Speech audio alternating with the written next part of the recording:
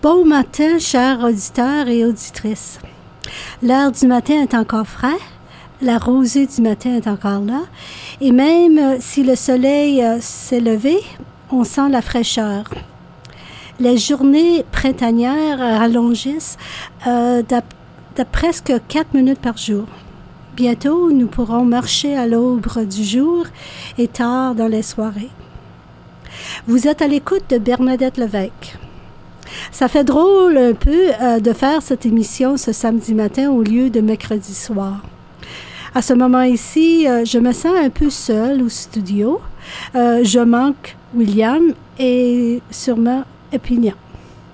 Mais juste dans l'autre chambre, Justine et Randy sont là, donc merci d'être là dans la salle de la radio. C'est bien cela la vie, hein? Parfois, il faut oser de faire des choses seul et c'est dans ces instances qu'on se surprend, qu'on réalise qu'on a des forces qu'on ne savait pas et tout cela nous amène à grandir. Merci d'être là avec moi pour cette émission spéciale intitulée La vie, marcher vers la vie intérieure. Merci d'être là avec nous au long de toutes nos émissions spéciales pour signaler l'événement annuel de notre Radioton. Quelle belle occasion pour prendre ou renouveler votre membership, pour faire un don à Nord-Ouest FM, votre radio communautaire. Il va sans dire que toutes contributions financières sont grandement appréciées. Merci beaucoup. Bon, ce matin, je vous invite, chers auditeurs et auditrices, à travers les ondes de la radio, à venir cheminer avec moi pendant ces prochaines 2 heures. Je commence chaque matin, je prends une marche d'environ 5 km. Ce matin, je me suis levée tôt pour faire ma marche pour être capable de vous en parler ce matin.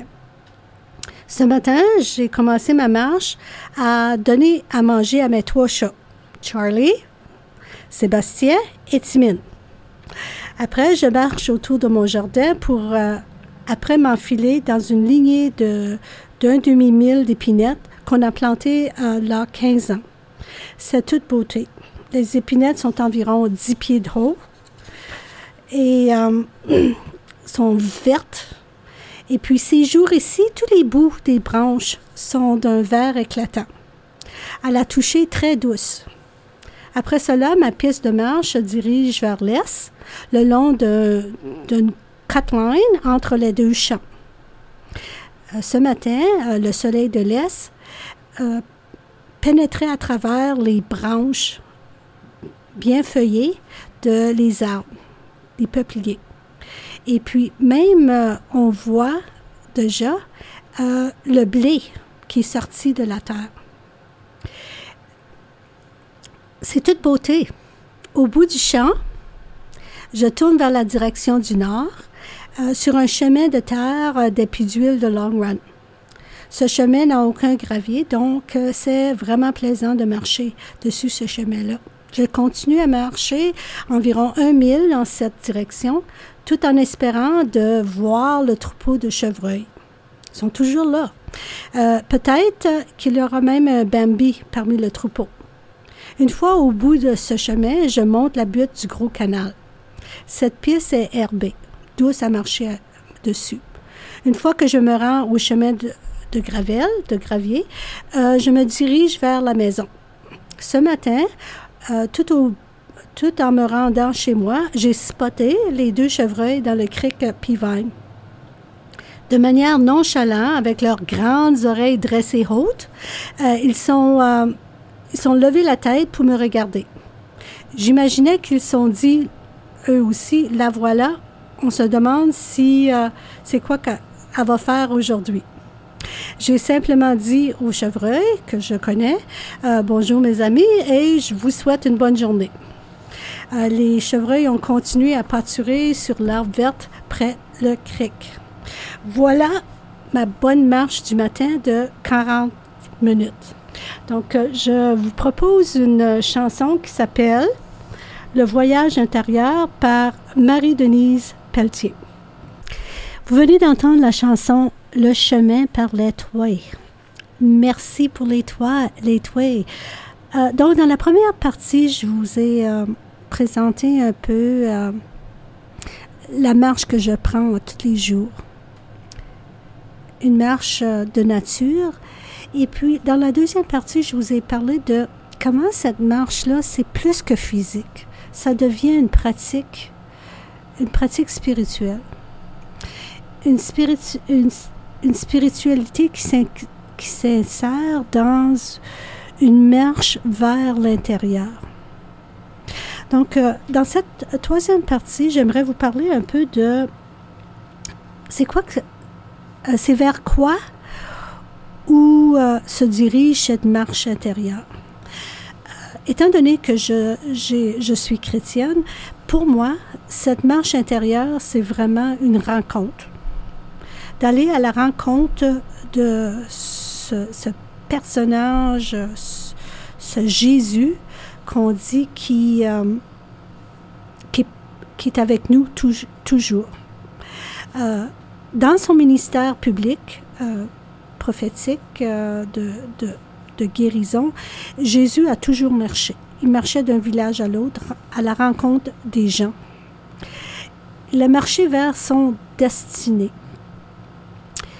Ce qui invoque le mieux la marche, non pas juste physique, mais spirituelle, est la vie de Jésus que ses disciples ont appelé la voie. La voie.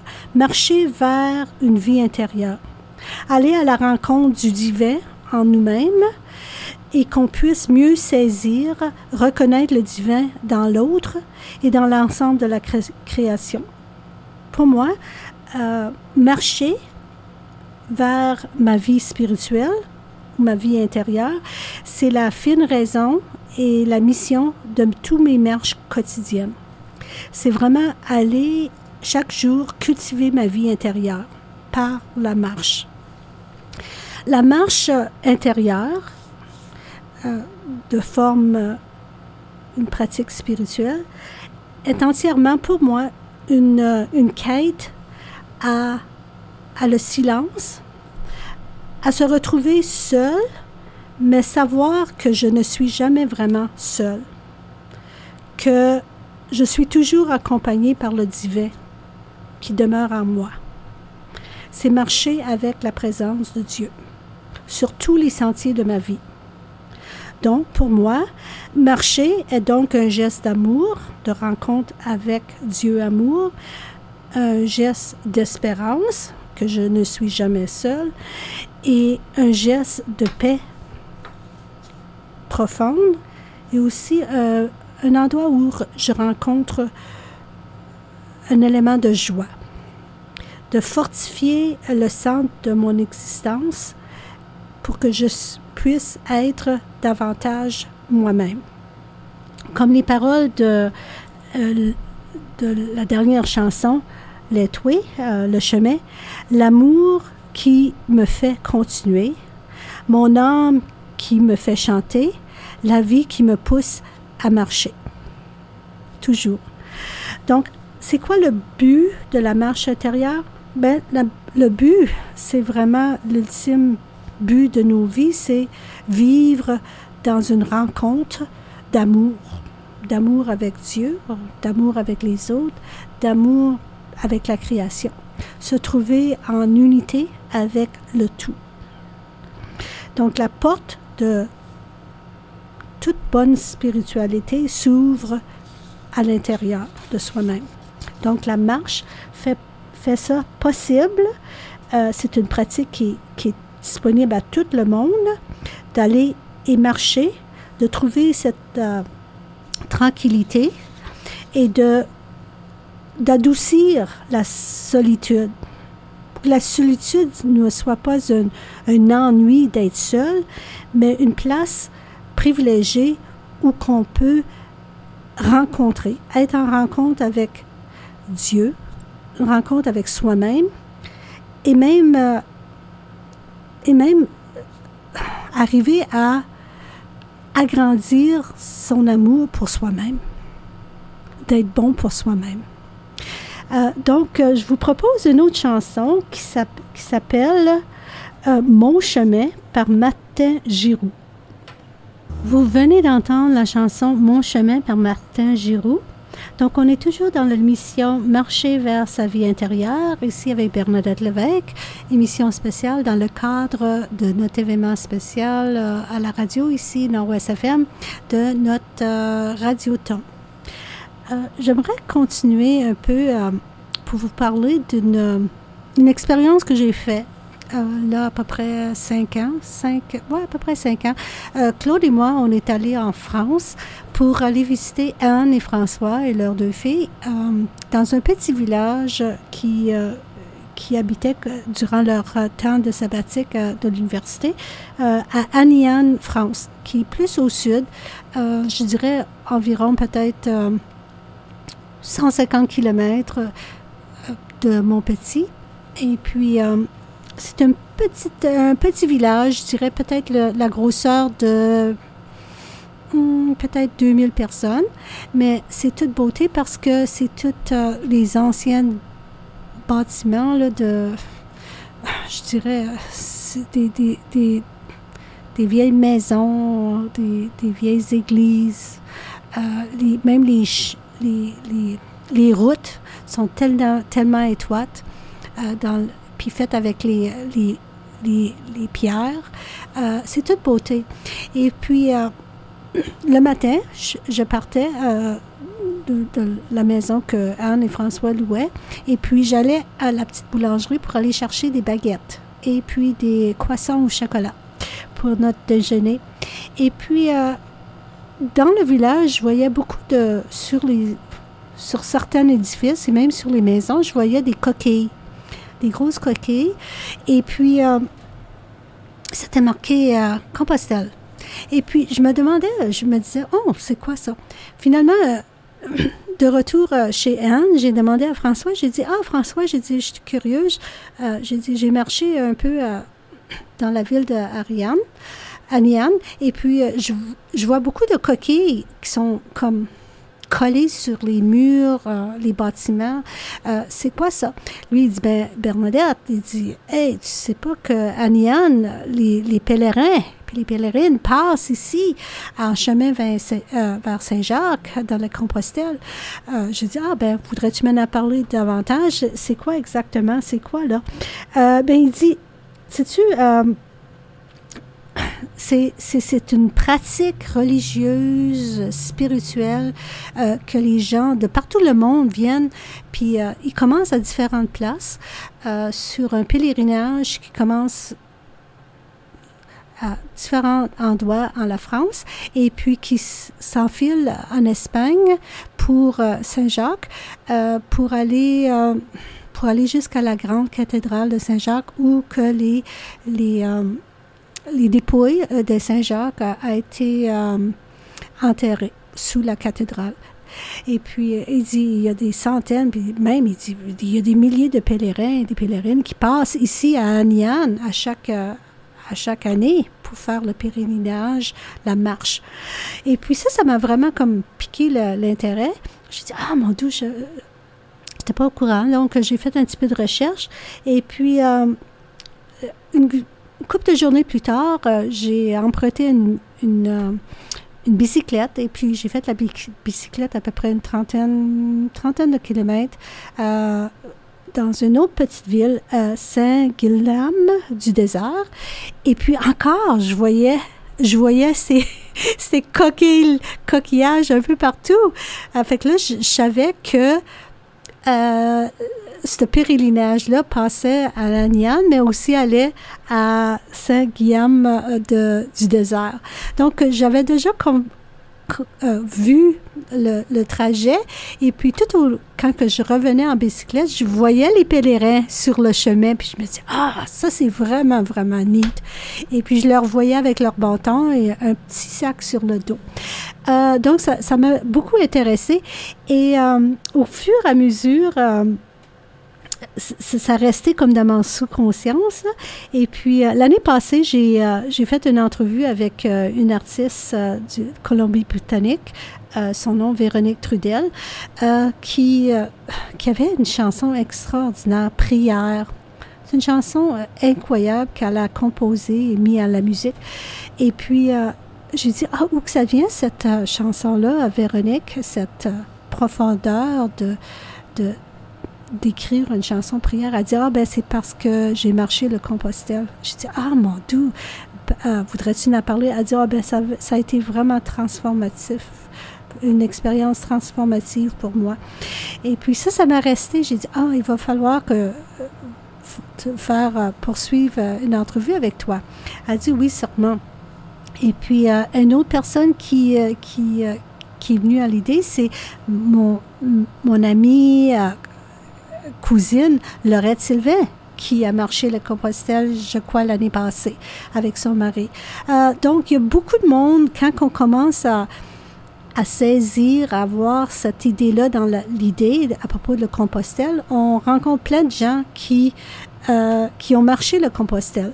Pas juste pour faire le pèlerinage, mais comme une forme de pratique religieuse ou spirituelle qui ont déjà commencé dans leur vie.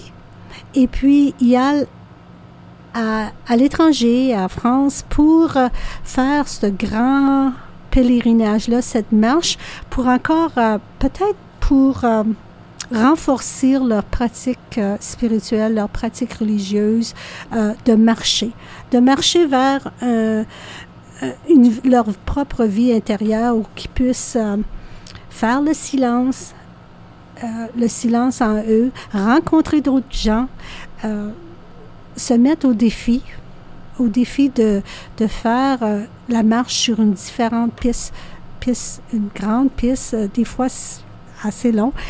C'est vraiment, tu sais, pour aller à l'inconnu, aller faire une rencontre à l'inconnu. Donc, ça m'a resté beaucoup dans la tête. Quelque chose qui m'est arrivé aussi, c'est l'été passé, quand on a eu les amis de la bibliothèque ont eu leur vente de livres. Tout d'un coup, je triais les livres, puis hop, tout d'un coup, il y a un livre qui m'est sorti, qui m'a frappé à l'œil. C'était Marcher la Compostelle. Donc, j'ai dit, ah mon Dieu, c'est tellement parti là, de mon psychique, là, de dire, ah, peut-être que ça serait peut-être une possibilité. Donc, je vous propose une autre chanson qui s'intitule Faux marché par Lulu Hughes. Vous êtes à l'écoute de Bernadette Lévesque avec une émission spéciale que j'ai dédiée comme Marcher vers sa vie intérieure. Donc, vous avez écouté la chanson Faux marcher pour y arriver par Lulu Hughes. C'est bien ça, hein? Faut marcher. Faut continuer à marcher. Je me souviens, j'ai une de mes amies qui s'appelle Suzanne Larocque, qui se trouve être la mère de mon gendre François Larocque. Elle dit tout à grouille ou rouille. Donc, c'est ça, hein? Faut bouger, faut marcher pour arriver à là où qu'on veut aller. Et là où qu'on veut aller, c'est vraiment une vie en plénitude. Donc, j'aimerais vous parler un peu du Compostelle. Qu'est-ce qui nous met en marche à marcher le Compostelle? Je commence. À l'aube de mes 70 ans, je ressens une impulsion de quitter ma petite vie rurale, la campagne au sud de Valère, là, et de me mettre à marche seule. Sac à dos en direction vers Saint-Jacques-de-Compostelle, avec l'envie de ralentir, de me connecter davantage à la nature, me connecter davantage aux autres et à moi-même. J'aimerais, avec un carnet de voyage, d'écrire à tous les jours mes pensées, ce cheminement intérieur, comment je ferai face à la fatigue, à la solitude, au flot incessant d'angoisse sur mon avenir d'âge d'or et le questionnement sur le sens de cette marche. Mais aussi comment je retrouverai peu à peu le chemin vers mon cœur, vers une joie en plénitude. Donc, je me propose au mois de août et mois de septembre, de partir pour 1 mois et demi et de marcher à travers une partie de la France et l'Espagne, environ 700 kilomètres à pied, Je propose environ de marcher 20 à 30 km par jour et de revenir chez moi transformé, ressourcé de nouvelles énergies vitales et d'idées inédites. Compostelle. Compostelle, c'est vraiment un pèlerinage. C'est un phénomène qui touche environ 300 000 pèlerins et pèlerines par année. En l'année 2011, les Jésuites ont décidé même de nommer cette route pour son développement de leur propre spiritualité. C'est un cheminement religieux, un pèlerinage religieux chrétien, et encore plus. C'est une marche spirituelle pour ceux qui ont leur propre spiritualité. Il y a beaucoup de raisons pourquoi les gens sont portés à se lancer sur ce chemin pèlerinage, le Compostelle, et ce que cette aventure leur apporte. Il y a des gens qui vont parce qu'ils sentent le besoin de reconnecter avec soi-même. Ils ont le désir d'un challenge, de rencontrer ou sont même en une quête spirituelle.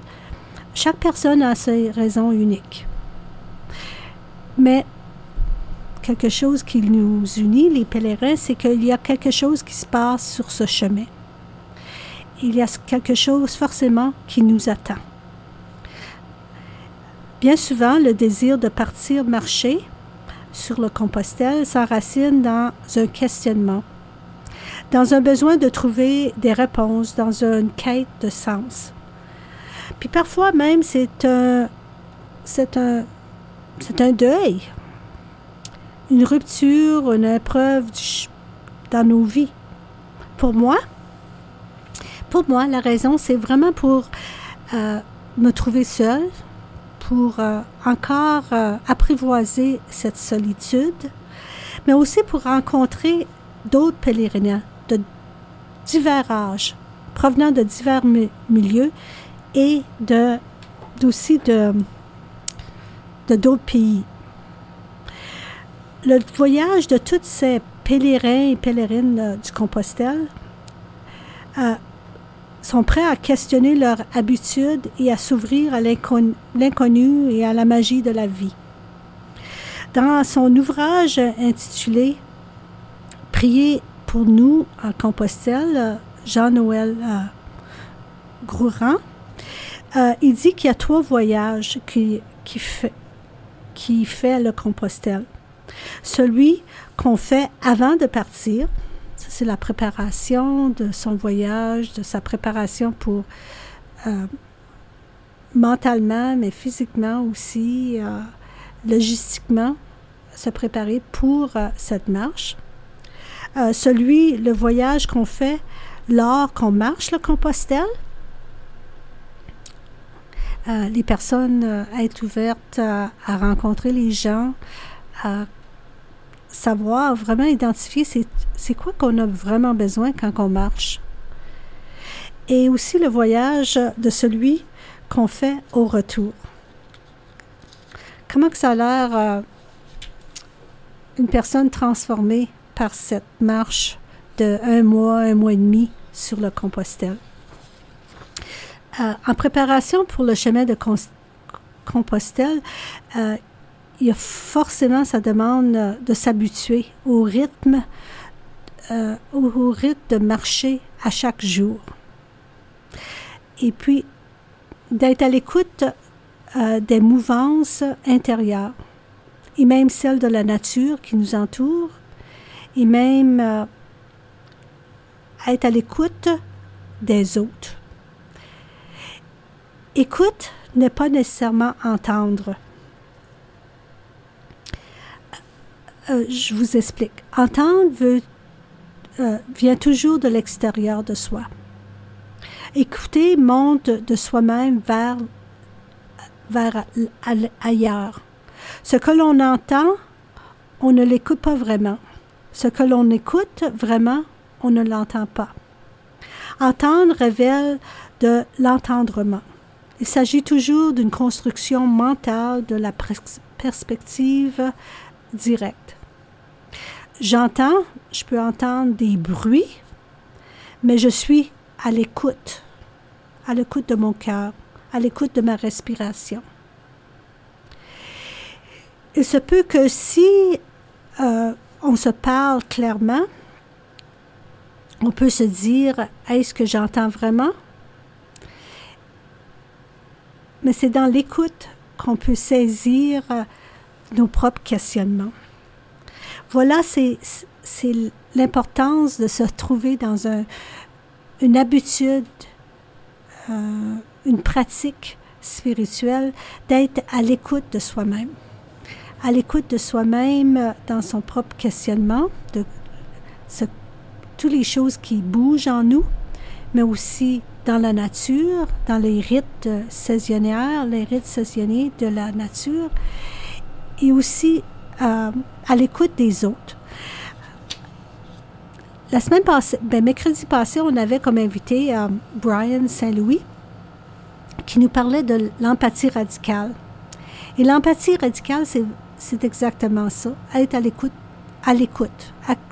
active, à l'écoute active devant l'autre et aussi d'apporter une réponse, une réplique émotionnelle, une réplique cognitive et une réplique de compassion à l'autre. Comment mieux se préparer pour ces rencontres-là avec les autres d'empathie radicale? Ça commence à chaque jour, à chaque matin, de prendre une marche, de se mettre face à soi-même, de se reconnaître d'être une personne aimée par Dieu, une personne qui est remplie de gratitude pour la création, la beauté de la création. Et on se lance à chaque jour avec cette renouvelance de soi-même pour aller à la rencontre de l'autre dans une manière empathique. Je crois que la pratique spirituelle de la marche n'est pas nécessairement de faire des grandes pratiques de prière ou récitation de prière ou de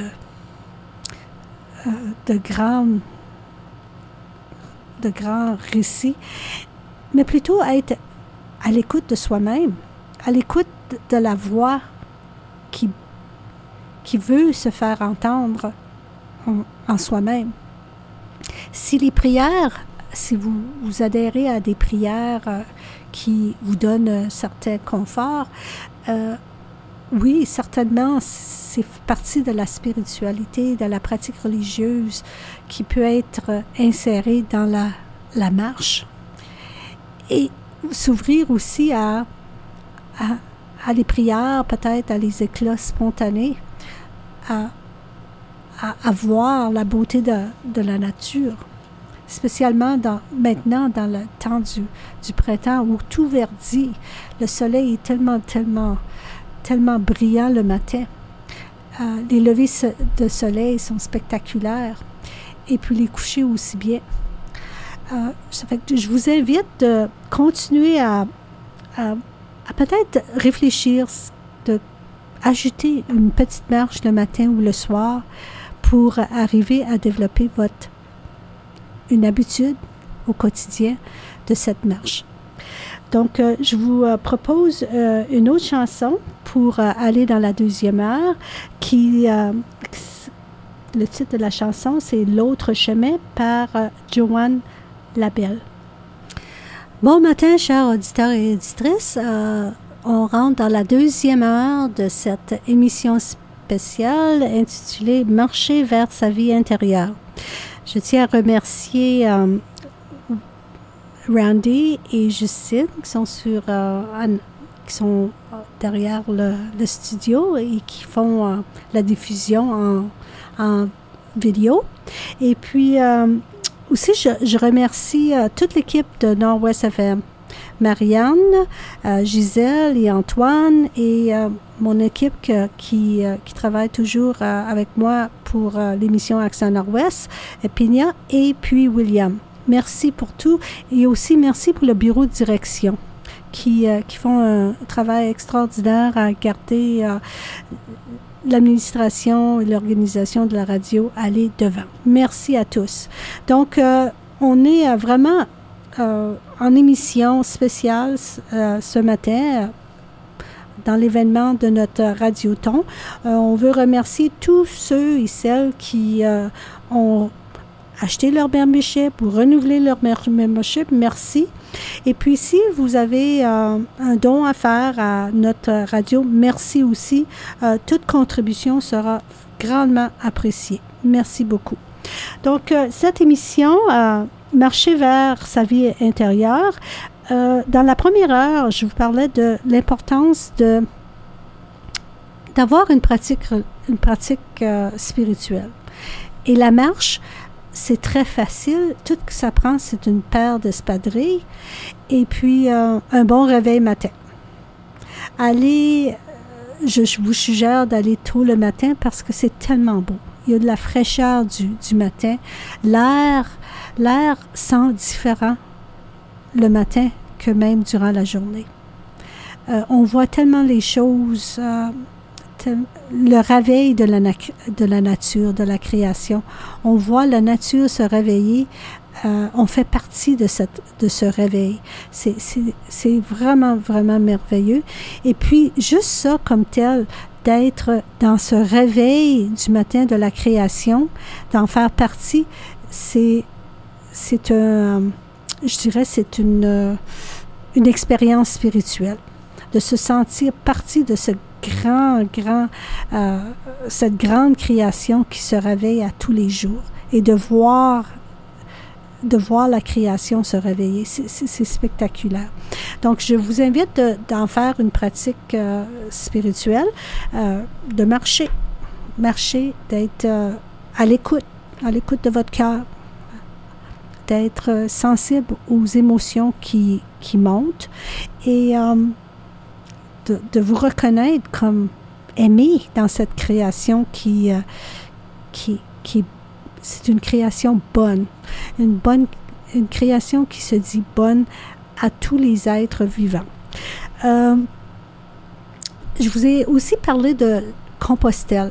Mon projet d'aller prendre 1 mois et demi, d'aller partir de peut-être même je ne suis pas certaine où que je vais partir, sur les frontières de la France et marcher vers Saint-Jacques-de-Compostelle, qui va prendre environ 6 à 7 semaines, d'environ 20 à 30 km par jour pour une distance d'environ 700 km. Est-ce que c'est possible? J'y crois parce que je m'entraîne à tous les jours. Je suis en bonne santé et je crois que c'est le temps de le faire, surtout à l'aube de mes 70 ans, pour me donner un nouvel élan dans cette jeunesse que je veux maintenir toujours. Quand que j'ai proposé cette émission à Gisèle, Marcher vers sa vie intérieure, j'ai dit que je parlais de mon projet à faire le marché de Compostelle et puis j'ai suggéré que j'essaierais de trouver une couple de personnes qui pourraient me parler de leur propre expérience du Compostelle. Et puis, quoique j'ai essayé de contacter des personnes, premièrement, j'ai contacté Laurette Sylvain, ma cousine, et puis elle m'a donné le nom d'une de ses amies, Hélène Saint-Onge, qui a dit, elle serait plus à portée de te parler du chemin de Compostelle. Donc, hier même, je l'ai appelée Hélène, et puis j'ai demandé voir si elle voudrait me donner une entrevue pour me parler de son expérience de marcher le Compostelle. quand je l'ai appelée, elle était même en train de marcher. Elle fait de la marche à tous les jours. Hélène vit au Yukon, pas Yellowknife, oh mon Dieu, la ville capitale de Yukon. Et puis, c'est ça que elle se rend presque à toutes les années faire une partie du Compostelle. Donc, c'est ça que je vous donne comme cadeau une entrevue avec Hélène Saint-Onge dans une couple de minutes.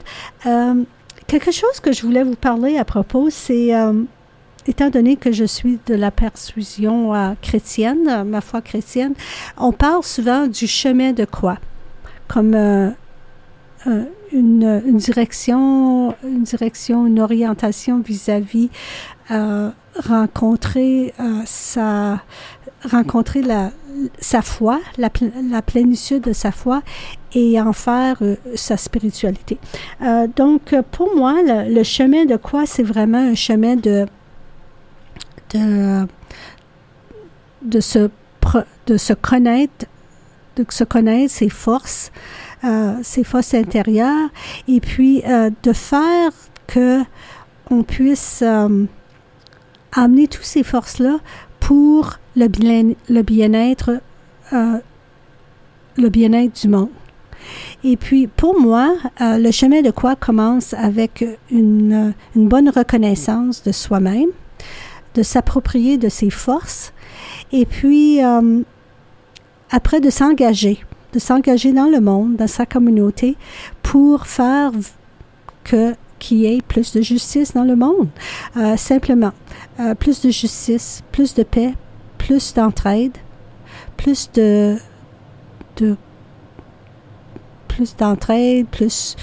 une plus grande fraternité, je dirais.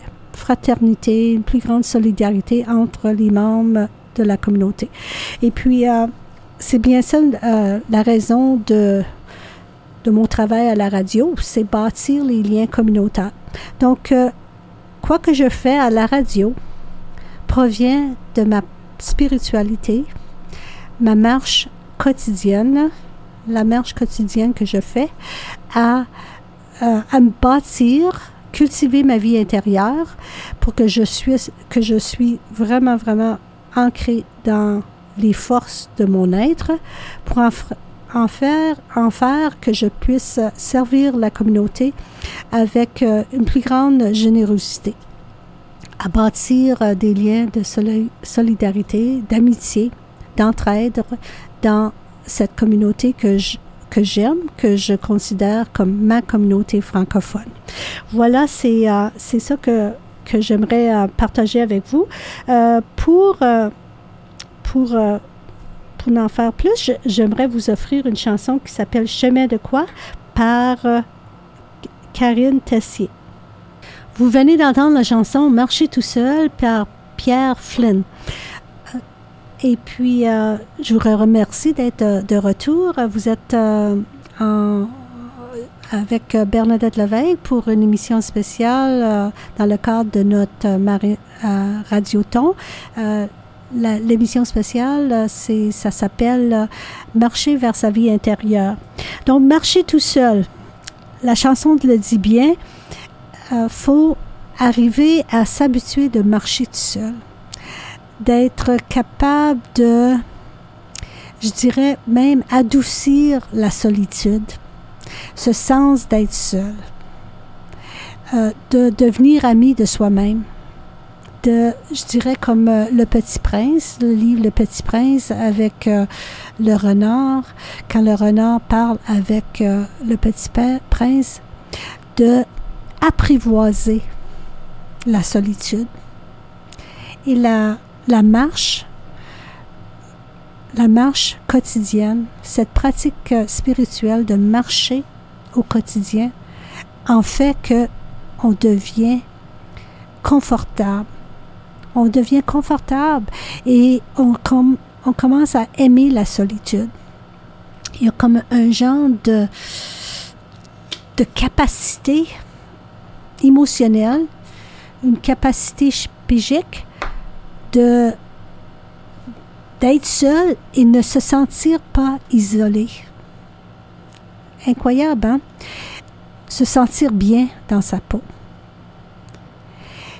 Et moi, je dirais même que il faut apprendre à marcher seul avant qu'on puisse marcher avec d'autres. Autrement dit, marcher avec d'autres devient notre propre insécurité d'être seul. Donc, voilà la raison que je me donne à cette marche au quotidien de marcher dans ma propre solitude, d'apprivoiser ce sens d'être seul et vraiment de jamais reconnaître que je ne suis jamais seule, je suis dans la présence du divin.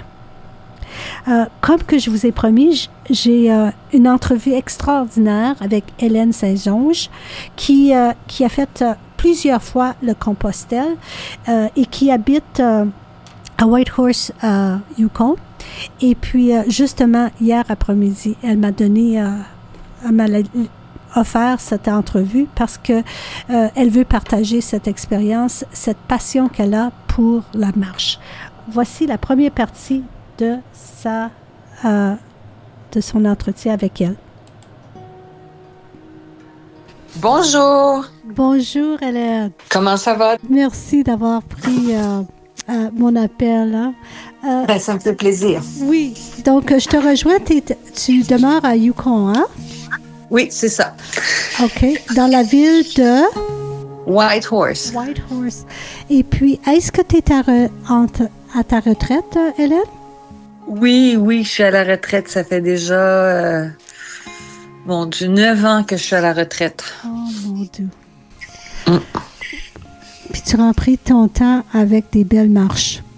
Oui, c'est très important pour moi de marcher. Pourrais-tu nous dire pourquoi que c'est important pour toi? J'aime marcher seule. Pour moi, c'est la solitude qui est importante, puis dans les grands espaces, parce que ici au Yukon, on est très très proche de la nature. Hein. Il y a des beaux sentiers dans la forêt, il y a des beaux sentiers sur le bord de l'eau, et on voit les montagnes, on sent l'air, c'est calme et puis c'est très ressourçant. Ça, c'est à l'extérieur de toi, mais quoi que ça fait à l'intérieur?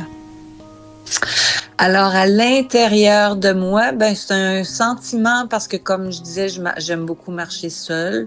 Alors, pour moi, c'est un temps où je pense à... En fait, je pense pas à l'actualité, je pense pas à ce qui me tracasse. J'essaie d'avoir un moment de tranquillité, un moment de paix avec moi. Je suis en recueillement aussi, comme le fait d'être dans la nature, ça incite aussi beaucoup à se recueillir, puis à apprécier le monde qui nous entoure, puis la chance qu'on a de vivre dans un climat de paix. Ouais. Quand as-tu commencé cultiver cette vie intérieure, Hélène? En fait, ça a beaucoup commencé avec la marche. Quand j'étais sur le monde du travail, j'avais pas le temps d'aller marcher. Je faisais beaucoup de vélo. Comme je me rendais à mon travail en vélo, j'allais faire les courses en vélo. Et puis, quand j'ai commencé ma retraite, il y avait un projet qui me tenait beaucoup, beaucoup à cœur. C'était d'aller marcher sur le chemin de Compostelle. Et j'ai fait ça pour célébrer ma retraite. Et c'est là que j'ai commencé à marcher, à découvrir les bienfaits, non pas seulement physiques, mais aussi spirituels de la marche. Voudrais-tu en parler davantage, les bienfaits spirituels, Hélène, s'il vous plaît? Oui, absolument.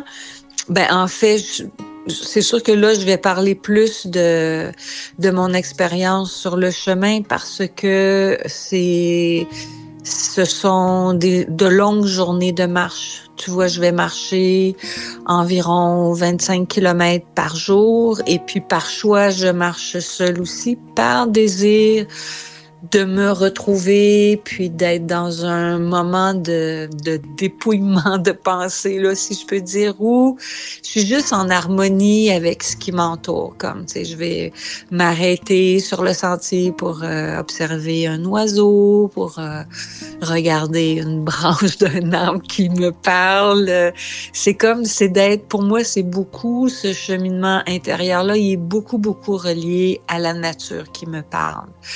Et ça m'apporte un grand bien-être de me concentrer sur du beau, sur des belles choses autour de moi, des belles choses non pas matérielles, mais des belles choses qui viennent de la nature. Alors, ça m'aide à approfondir la beauté, ce qui amène aussi à apprécier la beauté intérieure qu'on a tout le monde, chacun. On a cette beauté intérieure-là aussi, mais il faut prendre le temps de s'arrêter. Bon, on peut s'arrêter même en marchant, là, mais prendre le temps de s'arrêter puis de l'observer, cette beauté-là, quand on est recueilli, quand on est dans un moment de pensée positive, quand on est dans un moment de recueillement, de méditation parfois aussi, avec la respiration, ça peut venir avec la marche, d'aborder un rythme de marche qui nous convient, mais aussi de respirer de façon profonde pour vraiment capter tout ce qui se passe dans notre corps. Et puis ça apporte beaucoup de bien-être. Oh, merci beaucoup. Pourquoi Saint-Jacques-de-Compostelle pour toi? Saint-Jacques-de-Compostelle, c'est une bonne question. En fait, j'ai visité l'Espagne il y a longtemps, il y a genre 39 ans, puis j'étais allée comme touriste à Saint-Jacques-de-Compostelle. Et moi, je connaissais pas le pèlerinage. On était juste là par hasard, là, parce que c'était une ville qui nous avait été recommandée. Puis quand j'ai vu arriver les pèlerins, je trouvais ça tellement beau. Puis là, je me suis informée. J'ai découvert qu'est-ce que c'était que de marcher sur le chemin. Je me suis informée, mais à ce moment-là, j'étais en voyage, donc c'était pas vraiment le temps de le faire. Puis après ça, je travaillais. Donc, je savais que c'est quelque chose que je ferais un jour. Et puis, c'était sur ma liste pour mes projets de retraite. Alors, j'ai commencé à y aller une fois, il y a 9 ans. Et j'ai tellement aimé ça que j'y retourne chaque année depuis les 9 dernières années. Depuis que j'ai pris ma retraite, pour moi, c'est un moment important dans mon année où je prends le temps d'aller marcher. Et je marche longtemps, je marche autour de 2 mois. Quand j'y vais, pour moi, c'est important de parcourir un long chemin, pas aller pour une semaine, parce que j'ai la chance, je sais que j'ai la chance de pouvoir marcher pendant longtemps et ça m'apporte beaucoup. Compostelle, Compostelle, c'est vraiment un temps où, bon, la marche, bien sûr, on marche toute la journée. C'est des journées de 25-30 kilomètres. Donc, déjà, pour ceux qui aiment la marche, c'est un beau moment de profiter de marcher longtemps puis de marcher dans des beaux paysages. La plupart du temps, de traverser des villages, surtout en Espagne, là, parce qu'il y a une grande partie du chemin qui se passe en Espagne, de visiter des vieux villages, des villages où il y a plus beaucoup d'habitants et où les gens supportent beaucoup les pèlerins. Alors, on est encouragé quand on marche, les gens vont nous souhaiter bon chemin, ils vont nous donner des pommes, ils vont nous donner des tomates. Ils sont très généreux. Alors, c'est ça, les gens, les paysans, ils sont très généreux avec les pèlerins, ils nous encouragent, souvent ils vont nous donner des fruits, des légumes, ils vont mettre de la nourriture à la portée des pèlerins sur le chemin, juste pour nous encourager parce que ils trouvent que c'est important le pèlerinage vers Compostelle. Et bien sûr, on fait des rencontres autres que les paysans des villages, on rencontre des marcheurs, des pèlerins qui viennent de partout, du monde entier. Ça, c'est un bel aspect aussi du chemin, la rencontre avec les autres. de cheminer ensemble pour ceux qui veulent marcher avec d'autres. Comme je disais, moi, j'aime bien marcher seule pour me retrouver, pour me ressourcer. Mais par contre, ça arrive que je vais trouver des gens sympathiques sur le chemin, puis je vais marcher 1 heure ou 2, ou parfois une journée complète aussi, parce que j'ai envie de découvrir ces personnes-là. Et puis si je marche seule, ben c'est certain que le soir, quand je vais arriver dans une auberge pour dormir, ben je vais rencontrer d'autres pèlerins, puis on se fait des amis, il y a des amitiés qui durent toute la vie aussi, des choses qui se passent, des amis qu'on rencontre sur le chemin, c'est beau ce qui se passe. Comme les gens sont solidaires, les gens... C'est sûr, les gens marchent pas avec le même objectif. Il y en a qui sont là parce qu'ils sont croyants, qui font vraiment un pèlerinage religieux, mais il y en a beaucoup d'autres aussi qui marchent pour leur spiritualité, parce qu'ils recherchent quelque chose. Ils vont marcher aussi pour... il y a quelqu'un qui est mort dans leur famille, puis ils veulent dédier le chemin à cette personne-là, ou il y en a qui sont en quête de quelque chose... qui vont marcher parce qu'il y a un de leurs proches qui a le cancer, qui vont être là pour prier pour cette personne-là. Les gens marchent pour bien des raisons différentes. On les partage pas tout le temps, mais des fois, on les partage, puis ce sont de beaux moments quand les gens sont honnêtes et peuvent aussi aller parler de ce qui les touche profondément. C'est des beaux moments de vie aussi.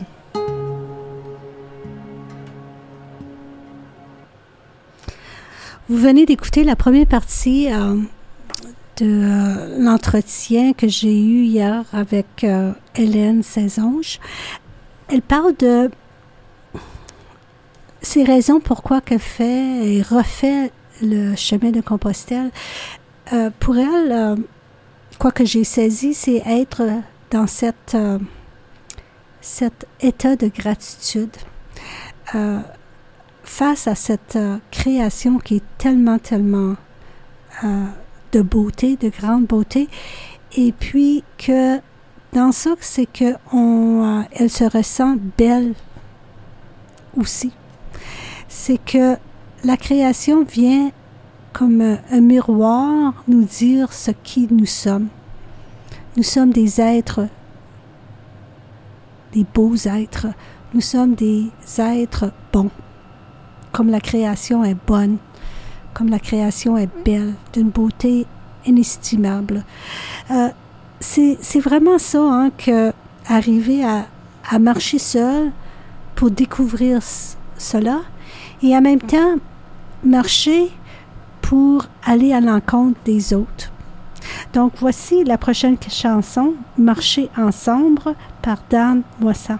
Vous venez d'entendre la chanson Marcher ensemble par Dan Moissan. Vous êtes à l'écoute de Bernadette Lévesque en émission spéciale, une émission intitulée La marche vers sa vie intérieure, dédiée dans le cadre de notre événement annuel, le Radioton. Donc, on vous encourage de renouveler votre membership ou nous offrir un don pour faire marcher la radio.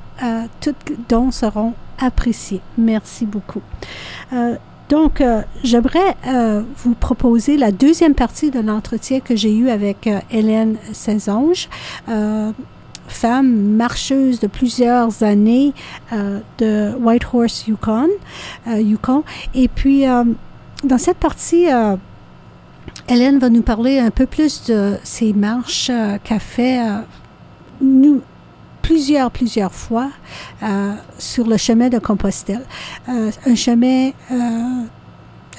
qui amène à une vie intérieure riche et une vie intérieure qui nous amène vraiment, qui amène vraiment à Hélène à se reconnaître comme une personne belle, avec toute la beauté du divin en elle. Donc, écoutons maintenant la deuxième partie de l'entretien que j'ai fait avec Hélène Saint-Onge.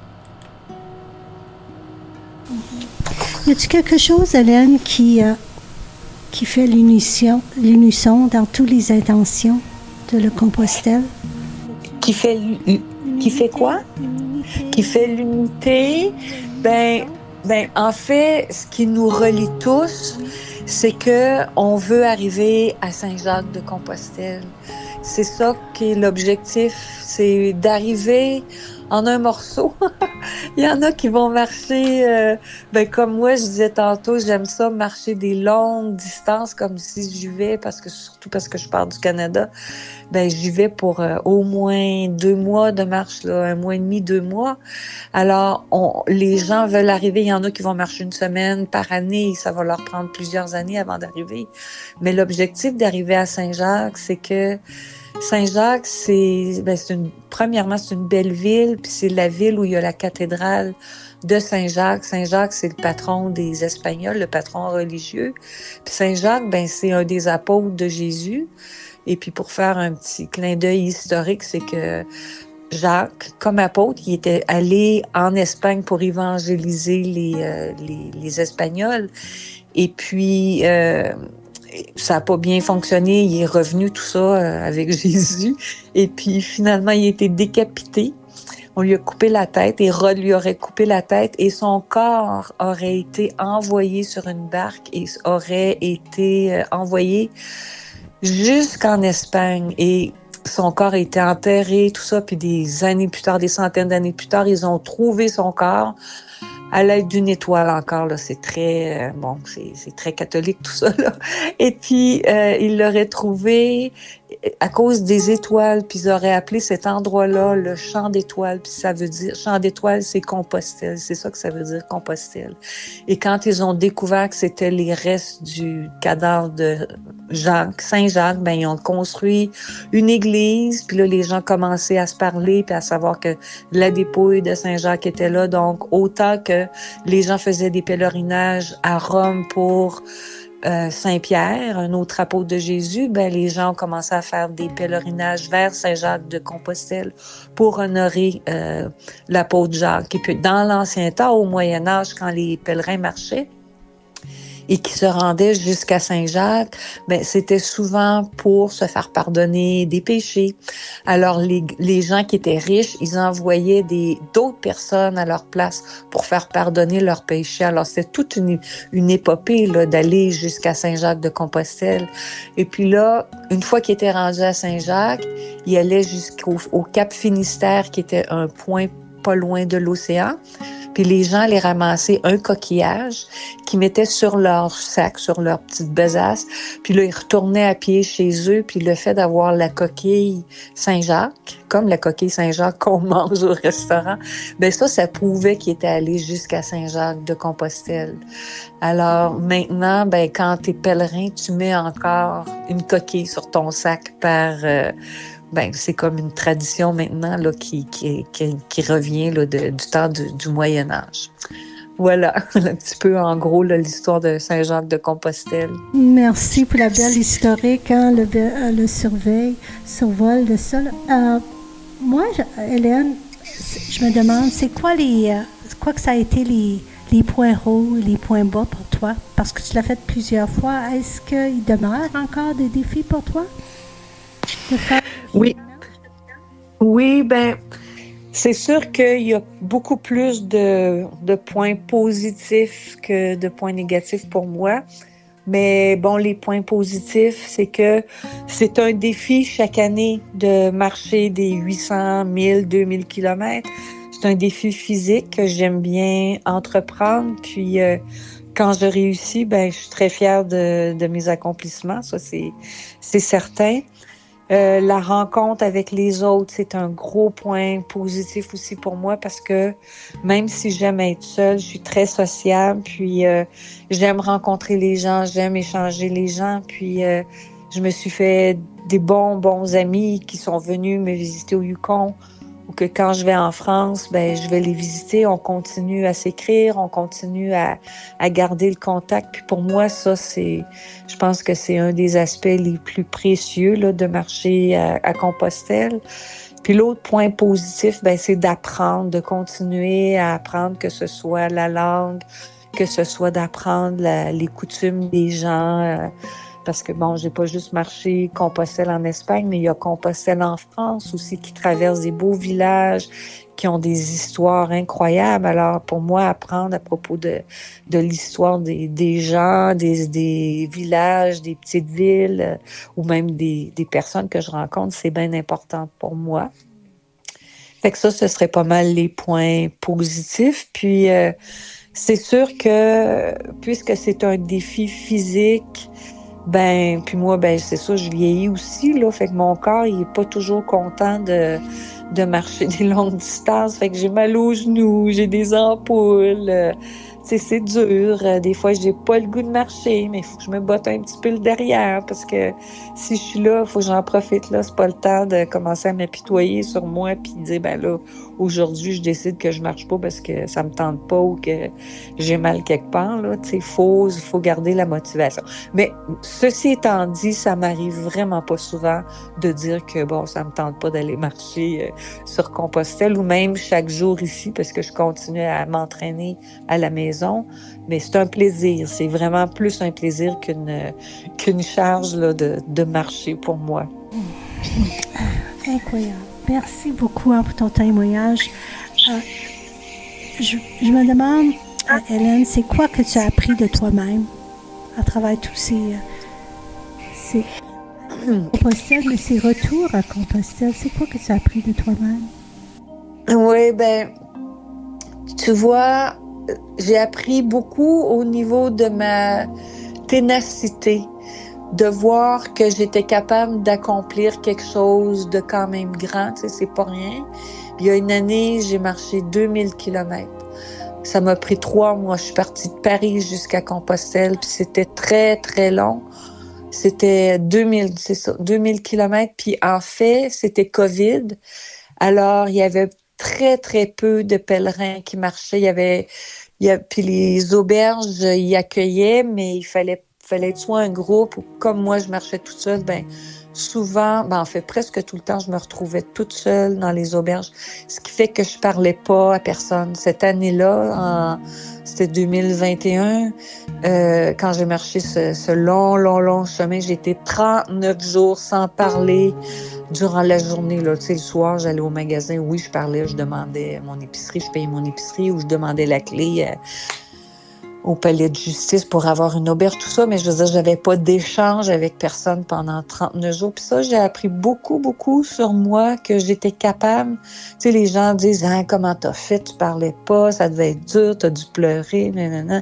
Mais pour moi, non, c'était vraiment me retrouver moi, puis d'être en harmonie, puis d'accepter le fait que j'étais seule, je pouvais rien changer à ça, puis d'être bien là-dedans. Fait que ça a été un gros apprentissage parce que j'ai toujours travaillé avec des gens. J'ai élevé 4 enfants, fait qu'il y a beaucoup de mouvements, beaucoup de bruit, beaucoup d'interactions.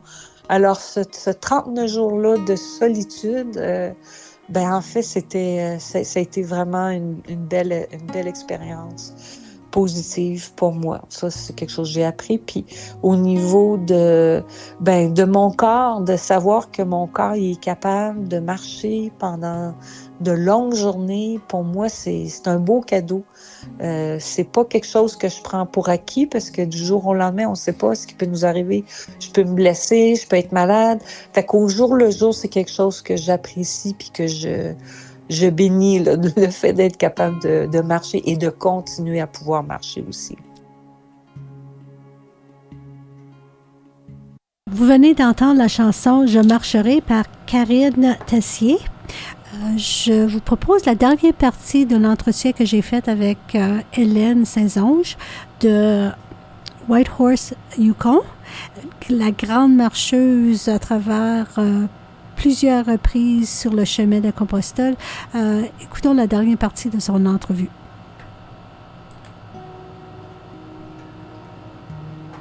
Dernière question. Dans ton retour, quand tu retournes chez toi, là, comment que tu revois ton chez vous différemment? Ben, tu sais, au fil des années, puis en fait, c'était peut-être plus grand la première année quand je suis revenue parce que j'ai fait des changements drastiques. Tu sais, j'ai réalisé que drastique. C'est pas si drastique, là. J'ai pas laissé mon mari, j'ai pas divorcé, pas des choses comme ça, mais au niveau de la simplicité de la vie, parce que quand je marche, je pars avec un sac à dos qui a presque rien dedans. Comme j'ai appris à vivre avec le strict minimum. Puis quand je dis le minimum, là, c'est vraiment pas grand-chose. Tu sais, je pars avec le linge que je porte pour marcher, puis j'ai un change dans mon sac. Un change, ça veut dire une paire de petites culottes, un chandail, une robe du soir, mon sac de premiers soins, petit, parce que je sais que je peux trouver les choses sur la route, mon sac de produits de soins de ma personne, le minimum pour traîner le minimum de poids sur mon dos. Et j'ai réalisé que j'avais pas besoin de rien d'autre que ce que j'avais, parce que bon, je lave le soir quand j'arrive, je remets des vêtements propres le lendemain matin. Mon linge est toujours propre, tu sais, même si j'en ai pas beaucoup. Fait que quand je suis arrivée chez moi la première année, puis que j'ai réalisé ce qu'on peut accumuler dans une garde-robe ou ce qu'on peut accumuler dans nos maisons ou dans nos vies, puis qu'on n'a pas vraiment besoin, ça m'a fait réaliser que j'avais peut-être du ménage à faire, puis retourner à l'essentiel, puis à la simplicité dans mon quotidien. Fait que ça a été une grosse prise de conscience par rapport au bien matériel, puis que vraiment, on n'a pas besoin de tant de choses pour être heureux. Le désir de continuer à marcher, une fois que ton corps il est en branle puis qu'il veut marcher, là, quand tu reviens à la maison après avoir marché des centaines ou des milliers de kilomètres, ton corps il te réclame la marche. Fait que ça a été bien important pour moi d'honorer ça, d'honorer le besoin que mon corps avait de continuer à marcher, puis ce besoin aussi de me retrouver seule à chaque jour, pour pouvoir méditer, pour pouvoir prendre du temps pour moi. Puis l'effet Compostelle, il reste. Hein? C'est pas juste parce que tu as fini Compostelle que du jour au lendemain, tu retournes chez toi puis c'est fini. Non, il y a quelque chose qui reste de ton expérience Compostelle, puis je pense que ça se résume à ça. Le fait de vouloir continuer à être bien, le fait de continuer de vivre simplement, le rapport aussi avec les gens. J'ai tendance à sourire plus aux gens, à dire bonjour, à être plus en interaction avec les gens dans ma ville, parce que c'est comme ça que ça se passe sur le chemin. Puis c'est tellement beau, l'unité puis la fraternité, que je me dis, pourquoi que ce serait pas pareil dans la vie de tous les jours, là où est-ce qu'on vit. Fait que ça aussi, c'est quelque chose que j'essaie de travailler, puis de partager, puis aussi l'expérience que j'ai vécue à Compostelle, je suis vraiment contente quand les gens me questionnent, puis les gens veulent y aller. Alors, je suis toujours prête à montrer un peu les itinéraires, montrer qu'est-ce que j'apporte, répondre aux questions des gens. Ça me fait super plaisir, parce que je me dis, il va y en avoir d'autres après moi qui vont être aussi accros que moi une fois, qui vont y être allés une fois. Fait que ça me fait bien plaisir aussi. Merci infiniment, Hélène. Fait que c'est possible de faire la Compostelle, puis d'une manière le ramener chez soi aussi, d'une manière que transformer notre propre. Oui, je pense que moi je dirais que la majorité des gens ils sont transformés après une telle expérience, même s'ils vont juste marcher une semaine, pas obligé d'y aller puis de marcher des mois et des mois ou des centaines de kilomètres. Juste le fait de se retrouver sur ce sentier qui est vieux de milliers et milliers d'années, puis de savoir que il y a tellement de personnes qui ont marché avant nous autres, puis des personnes importantes, comme j'ai lu que Saint François d'Assise, moi je l'aime beaucoup, Saint François d'Assise, il aurait marché aussi Compostelle, de penser quand t'es là, waouh, je marche derrière les pas dans les mêmes pas que Saint François d'Assise, c'est quelque chose, c'est fort ça. Fait que c'est ça, tu reviens avec ce sentiment à ta maison, d'avoir accompli quelque chose, d'avoir vécu des moments forts, ça laisse un impact sur ta vie de tous les jours quand tu reviens chez toi.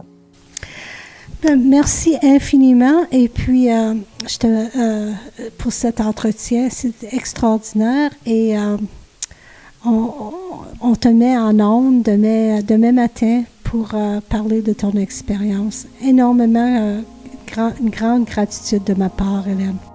Ça me fait grand plaisir et puis bonne chance avec tes prochaines émissions. Merci, Hélène. À la prochaine. OK, ça marche. Bye-bye. Merci, Hélène Saint-Onge pour cet merveilleux entretien, pour nous donner de s'imaginer sur le chemin de Compostelle. Merci, Hélène. Je tiens à remercier toute l'équipe de Nord-Ouest FM pour ce beau travail au cours de cet événement, le Radioton.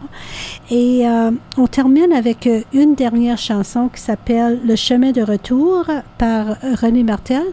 Et s'il y en a de vous qui voulez venir me joindre sur ma marche quotidienne du matin, s'il vous plaît, appelez-moi.